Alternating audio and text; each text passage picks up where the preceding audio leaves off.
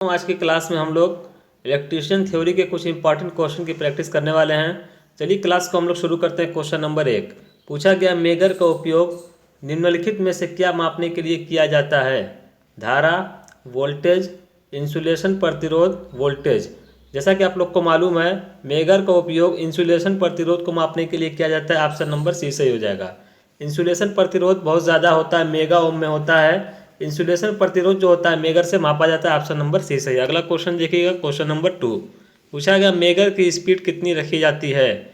Important question है, बार बार examination में पूछा जाता है। मेगर की जो स्पीड होती है 160 आरपीएम रखी जाती है। ऑप्शन नंबर ए सही। अगला क्वेश्चन देखिएगा, क्वेश्चन नंबर 3। आज की क्लास में हम लोग 10 इंपॉर्टेंट क्वेश्चन को कंप्लीट करेंगे। इसी तरीके से डेली हम लोग यूपीपीसीएल, टीजी2, एएलपी को टारगेट करके क्लासेज लेते रहते हैं इलेक्ट्रीशियन थ्योरी की। चलिए क्वेश्चन नंबर 3 में पूछा गया, शेयरिंग ब्रिज का उपयोग निम्नलिखित में से क्या मापने के लिए किया जाता है? कॉइल का क्यू मापने के लिए, क्यू का मतलब होता है क्वालिटी फैक्टर। प्रेरकत्व मापने के लिए, बहुत कम प्रतिरोध मापने के लिए कैपेसिटेंस और इसका पावर फैक्टर मापने के लिए। देखिए ऑप्शन नंबर डी में दिया हुआ है कैपेसिटेंस और इसका पावर फैक्टर मापने के लिए। ऑप्शन नंबर डी ही सही है। कैपेसिटेंस और इसका पावर फैक्टर मापने के लिए हम लोग शेयरिंग ब्रिज का उपयोग करते हैं। ऑप्शन नंबर डी बिल्कुल सही। अगला क्वेश्चन देखिएगा, क्वेश्चन नंबर 4 पूछा गया, एम्पियर टर्न पर वेबर किसका मात्रक होता है? देखिए जैसे आप लोग पढ़े होंगे, एक होता है इलेक्ट्रिकल सर्किट, एक होता है मैग्नेटिक सर्किट या चुंबकीय परिपथ जिसको बोला जाता है। इलेक्ट्रिकल सर्किट में क्या होता है, ईएमएफ होता है, और हमारा मैग्नेटिक सर्किट होगा तो उसमें एमएमएफ होगा। ईएमएफ का मतलब होता है इलेक्ट्रोमोटिव फोर्स, एमएमएफ का मतलब होता है मैग्नेटिक मोटिव फोर्स। ईएमएफ क्या करता है, करंट के प्रवाह के लिए जिम्मेदार होता है। एमएमएफ जो होता है वो फ्लक्स के प्रवाह के लिए जिम्मेदार होता है।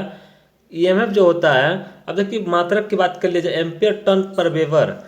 आप लोग को मालूम होगा जैसे इलेक्ट्रिकल सर्किट में होता है रेजिस्टेंस जो करंट को रोकता है, इस करंट को रोकता है, वैसे ही चुंबकीय परिपथ या मैग्नेटिक सर्किट में होता है रिलक्टेंस, जिसको एस से हम लोग लिखते हैं। ये क्या करता है, फ्लक्स को रोकने का काम करता है। अब बात कर लेंगे इसका मात्रक क्या होता है। प्रतिरोध का तो मात्रक ओम होता है, आप लोग को मालूम है। रिलक्टेंस का मात्रक क्या होता है, आप लोग को मालूम होगा, एस बराबर होता है एन आई बटे में फाई। ये होता है एन, क्या होता है, नंबर ऑफ टर्न्स होता है। जैसे कोई भी कॉइल है, इसका जो टर्न्स दिए गए हैं इसकी संख्या एन होता है, तो ये हो गया टर्न्स। क्या हो गया, एन का मतलब होता है टर्न। आई धारा है, धारा का मात्रक तो आप लोग जानते ही हैं, एम्पियर। ये ऊपर हो गया एम्पियर टर्न, और नीचे जो फ्लक्स दिया हुआ है इसका मात्रक होता है वेबर। क्या होता है, वेबर। तो एम्पियर टर्न पर वेबर, एम्पियर टर्न पर वेबर किसका मात्रक होगा, रिलक्टेंस एस का मात्रक हो गया। रिलक्टेंस को हम लोग हिंदी में प्रतिअष्टम्भ के नाम से जानते हैं। ऑप्शन नंबर सी सही हो जाएगा कि प्रतिअष्टम्भ। अगला क्वेश्चन देख लीजिएगा, क्वेश्चन नंबर 5 पूछा गया, इनमें से कौन सा गेट का ग्रुप यूनिवर्सल गेट का ग्रुप है? देखिए यूनिवर्सल गेट क्या होते हैं, यूनिवर्सल गेट उस गेट को हम लोग कहते हैं जिससे बहुत सारे गेट्स को बनाया जा सकता है, उसको हम लोग बोलते हैं यूनिवर्सल गेट। अब यूनिवर्सल गेट जो होते हैं, दो गेट होते हैं, एक होता है नैंड गेट, एक होता है नॉर गेट। ये दोनों गेट जो होते हैं यूनिवर्सल गेट होते हैं। नैंड गेट जो होता है, देखिए एन से जो है यहाँ पर नॉट हो गया, ये भी एन जो है यहाँ से नॉट हो गया, और आर गेट और नॉट गेट दोनों को मिलाएंगे तो आप लोग का नॉर गेट बन जाएगा। एंड गेट और नॉट गेट इन दोनों को मिला देंगे तो नैंड गेट बन जाएगा। तो यूनिवर्सल गेट जो होते हैं वो नैंड गेट होते हैं और नॉर गेट होते हैं। यहाँ पे ऑप्शन नंबर डी में दिया हुआ है नैंड और नॉर, यही दोनों जो है हमारे यूनिवर्सल गेट होते हैं। अगला क्वेश्चन देखिएगा, क्वेश्चन नंबर 6 इनमें से किसमें इलेक्ट्रॉन की मोबिलिटी ज़्यादा होती है? देखिए मोबिलिटी का मतलब होता है, जैसे आप लोग पढ़े होंगे, एक टर्म्स होता है कंडक्टिविटी।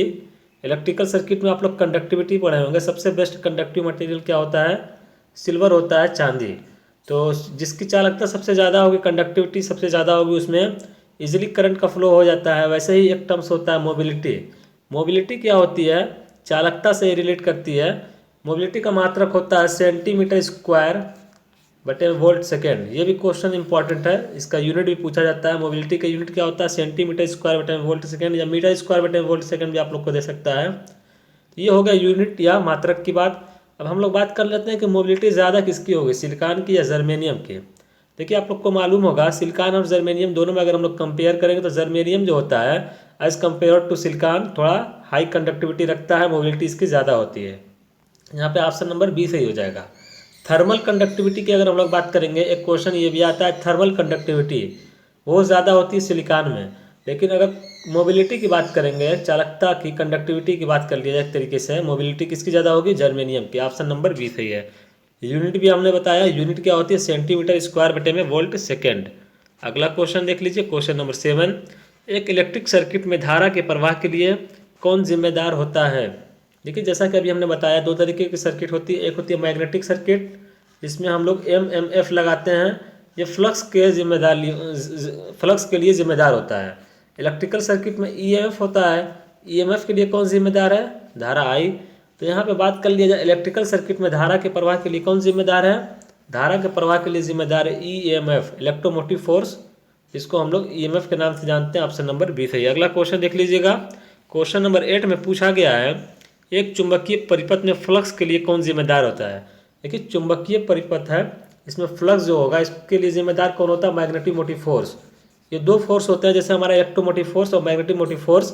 इलेक्ट्रोमोटिव फोर्स क्या करता है? इलेक्ट्रॉन को धक्का देता है, जिससे इलेक्ट्रिकल सर्किट में करंट का प्रवाह होता है। वैसे ही मैग्नेटिक मोटिव फोर्स होता है मैग्नेटिक सर्किट में। और मैग्नेटिक सर्किट में आप लोग को मालूम होगा, जैसे आप लोग ट्रांसफार्मर पढ़े होंगे, वहाँ पे कोर क्या होती है? मैग्नेटिकली कनेक्ट होती है, वहाँ से फ्लक्स जो होता है निकलता है। तो कहने का मतलब ये है कि मैग्नेटिक मोटिव फोर्स जो होता है एमएमएफ, ये फ्लक्स के लिए जिम्मेदार होता है। तो फ्लक्स के लिए कौन जिम्मेदार है? MMF, magnetic motive force. Option number A सही। ईएमएफ किसके लिए जिम्मेदार है? करंट के लिए। अगला क्वेश्चन नंबर 9 में पूछा गया, इनमें से किसका कम से कम प्रतिरोध होता है? देखिए, कुछ मटेरियल्स दिए गए हैं, जैसे इलेक्ट्रिकल इंजीनियरिंग में हमारे 3 तरीके के बेसिकली मटेरियल्स जो होते हैं, जैसे एक होता है कंडक्टर, एक होता है सेमी कंडक्टर, एक होता है इंसुलेटर। कंडक्टिविटी सबसे ज़्यादा जो होती है कंडक्टर की होती है, और उससे थोड़ा कम होती है सेमी कंडक्टर की। और इंसुलेटर की तो कंडक्टिविटी होती नहीं है, उसको हम लोग एज ए इंसुलेटर वर्क कराते हैं। अब क्वेश्चन ये आता है कि जैसे कि कंडक्टर में भी बहुत सारे कंडक्टर होते हैं, copper, iron, aluminium, lead, silver, gold, ये सभी कंडक्टर हैं। लेकिन कंडक्टर में भी सबकी प्रॉपर्टी थोड़ा अलग अलग होती है, कोई ज़्यादा कंडक्टिव होता है, कोई थोड़ा कम कंडक्टिव होता है। तो कहने का मतलब है कि हम लोग को कुछ ऑप्शन दे दिए जाते हैं, ऐसे क्वेश्चन भी पूछा जाता है। तो सबसे कम प्रतिरोध इसमें किसका होगा? Iron, aluminium, lead, copper. तो यहाँ पे ऑप्शन नंबर ए सही हो जाएगा, कॉपर। वैसे तो हमने कई बार बताया है क्लास में कि सबसे ज़्यादा कंडक्टिव मटेरियल हमारा सिल्वर है, लेकिन हम लोग सबसे ज़्यादा जो यूज़ करते हैं, उपयोग करते हैं इलेक्ट्रिकल इंजीनियरिंग में, वो होता है कॉपर। क्योंकि आप लोग देखे होंगे, चाहे वो पंखे की वाइंडिंग हो, चाहे कोई भी मोटर की वाइंडिंग हो, ट्रांसफार्मर में भी जो वाइंडिंग होती है, बेसिकली आप लोग देखे होंगे सब कुछ कॉपर का ही बनाया जाता है। क्योंकि कॉपर एक ऐसा मटेरियल्स हम लोग को मिल जाता है जिसकी कंडक्टिविटी भी हम लोग को मिल जाती है, और इसकी कॉस्ट जो होती है, कीमत, वो भी लगभग ठीक ठाक होती है, इसीलिए हम लोग इसको उपयोग कर लेते हैं। तो यहाँ पे कॉपर जो दिया हुआ है ऑप्शन में, आयरन, एल्युमिनियम, लेड, इन सभी से ज़्यादा कंडक्टिविटी रखता है। जब कंडक्टिविटी ज़्यादा है तो प्रतिरोध इसका कम हो जाएगा। ऑप्शन नंबर ए सही हो जाएगा। अगला क्वेश्चन देख लीजिएगा, क्वेश्चन नंबर 10। चलिए, एक न्यूमेरिकल क्वेश्चन भी हम लोग प्रैक्टिस करेंगे। इसी तरीके से हम लोग यूपीपीसीएल TG2 को टारगेट बना करके क्वेश्चन की प्रैक्टिस करते रहते हैं अपने चैनल पर। चलिए दोस्तों, हम लोग देखते हैं क्वेश्चन नंबर 10। यदि 2 कैपेसिटर 2 फैराडे और 3 फैराडे के सीरीज में कनेक्ट किए गए हों, और तीसरा कैपेसिटर 1 फैराडे का इसके समांतर में कनेक्ट हो, तब कुल कैपेसिटेंस का मान कितना होगा? देखिए, ऐसे क्वेश्चन को हमने कभी भी अपने चैनल पर जब प्रैक्टिस कराया है, तो हमने बताया कि ऐसा क्वेश्चन देखने में थोड़ा बड़ा होता है। चाहे वो रेजिस्टेंस को कनेक्ट कर दिया जाए, इंडक्टेंस को कनेक्ट कर दिया जाए, कैपेसिटर को कनेक्ट कर दिया जाए, कुछ भी कनेक्ट कर दिया जाए, जहाँ भी सीरीज पैरेलल कॉम्बिनेशन का हमारा कॉन्सेप्ट आता है, तो सबसे पहले ऐसे क्वेश्चन हम लोग करते क्या हैं, जैसे जैसे क्वेश्चन में बोला जाता है वैसे वैसे हम लोग सर्किट बनाते हैं। जब सर्किट आप लोग बना लेंगे तो आप लोग को देखने में मिलेगा कि बहुत ये इजीली सॉल्व हो जाएगा। चलिए, हम लोग सर्किट को बनाएंगे। 2 कैपेसिटर 2 फैराडे और 3 फैराडे के हैं, सीरीज में कनेक्ट किए गए हैं। चलिए, हम लोग सीरीज में कनेक्ट करते हैं। इस तरीके से सीरीज कनेक्शन होता है। सीरीज कनेक्शन, पैरेलल कनेक्शन आप लोग को मालूम है।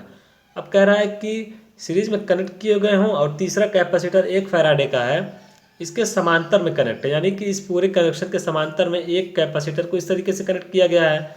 अब यहाँ से इसको सप्लाई दे दीजिए, ये हो गया सप्लाई। देखिए, ये जो है 1 फैराडे का है, और ये जो दिया हुआ है 2 फैराडे और 3 फैराडे का है।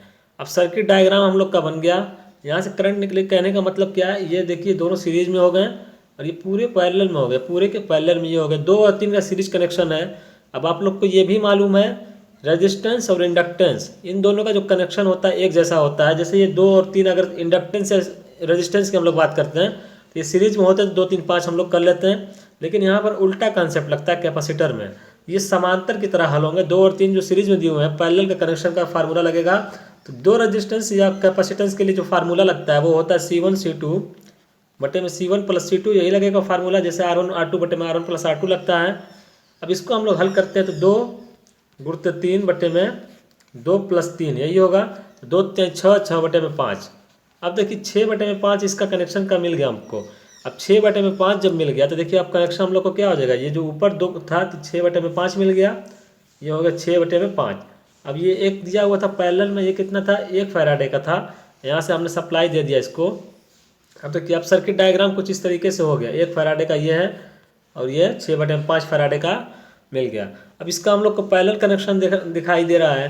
अब पैरेलल कनेक्शन है तो पैरेलल कनेक्शन में हम लोग क्या करते हैं, जैसे हम लोग इंडक्टेंस और रेजिस्टेंस को सीरीज में निकालते हैं वैसे ही इसको हम लोग समांतर में निकालेंगे। तो कुछ नहीं करना है, 6 बटे में 5 + 1 इसको जोड़ दीजिए, टोटल कैपेसिटेंस मिल जाएगा। तो 6 बटे में 5 + 1 जोड़िएगा तो यहाँ से 5 एलसीएम हो जाएगा, तो यहाँ से 6 + 5 बचेगा, 11 बटे में 5 हो जाएगा।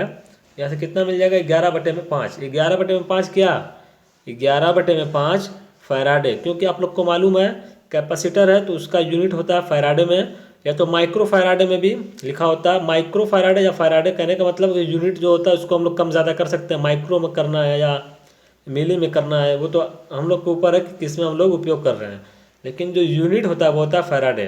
तो हम लोग को यहाँ पे आंसर क्या मिल गया, 11 बटे में 5 फैराडे, ऑप्शन नंबर सी सही हो जाएगा, 11 बटे में 5 फैराडे। तो दोस्तों आज की क्लास में इतना ही। इसी तरीके से डेली हम लोग UPPCL TG2 और ALP को टारगेट करते हुए इलेक्ट्रीशियन थ्योरी के क्लासेस लेते रहते हैं। जैसा कि आप लोग को मालूम है ये हमारी क्लास नंबर 70 है, क्लास नंबर 70 है, ये 70 नंबर की क्लास है। इससे पहले हमने सभी क्लासेस को कंप्लीट किया है, आप लोग हमारे चैनल की प्ले लिस्ट में जाकर देख सकते हैं। तो दोस्तों इसी तरीके से फिर हम लोग मिलेंगे अगली क्लास में। आप लोग का बहुत बहुत धन्यवाद।